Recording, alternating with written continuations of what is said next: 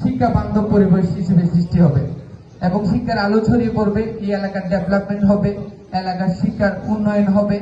যত শিক্ষা প্রতিষ্ঠান হবে এলাকার তত উন্নয়ন হয়।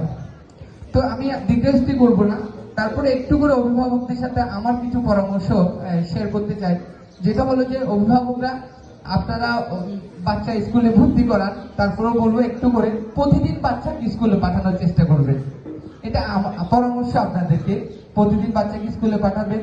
তার সাথে সাথে স্কুল থেকে যাওয়ার পরে ডায়েরি খাতাটা একবার চেক করবেন, ও রেগুলার পড়া লিখে নিয়ে গিয়েছে কিনা। দেখা যায় যে P1 P2 KG1 পর্যন্ত ডায়েরি টিচাররা লিখে দেয়, 3 4 5 6 7 এরা অনেক সময় বাচ্চারা লিখে অনেক সময় ভুল ভ্রান্তি থাকে। সেই জন্য বলবো আপনারা অভিভাবকরা ক্লাস টিচার এবং সাবজেক্ট টিচারের সাথে একটু নাম্বার নিয়ে যোগাযোগ করবেন, কোনো ভুল ত্রুটি গেলে ওটা যাতে পরামর্শ দিতে পারে। এটা আমার পরামর্শ অভিভাবকদেরকে।